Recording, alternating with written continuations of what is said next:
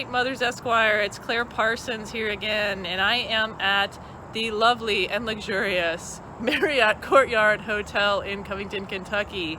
And I am doing our next minivan meditation, but it is a road trip edition because I have with me my friend Kristen Worak from Paducah, Kentucky, and she's going to talk a little bit about mentoring and some tips for surviving busy event season.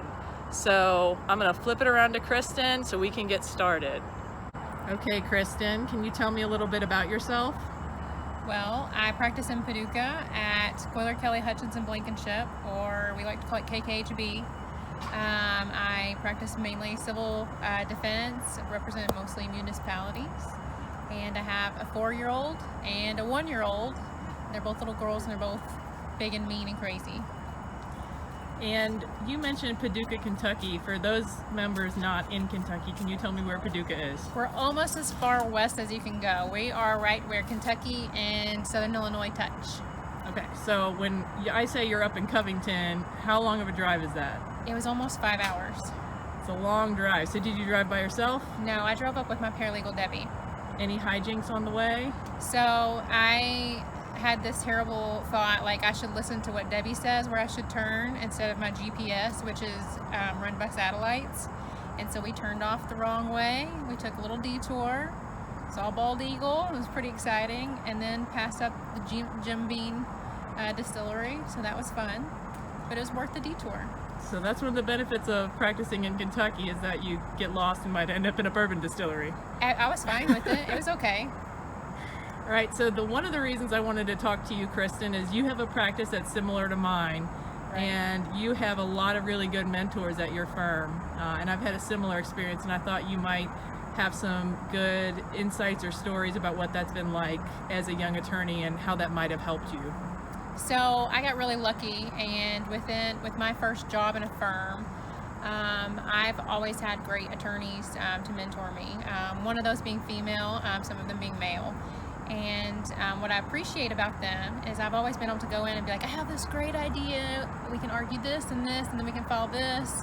And what I appreciate about specifically my female mentor, Stacy, is she'll tell me, well, I thought that was a good idea when I was young too, and I did that, and Judge Russell burned me on that, and so I knew better than to do that again. So we won't do that, but here's what I think we should do. And so I appreciate that someone tells me I made the same mistake before, or I understand why you think to do that, and it is a good idea, but I just know practically I've done it before. So I don't feel like I'm just making a mistake, but that somebody else has been in my shoes before, and that's been really helpful.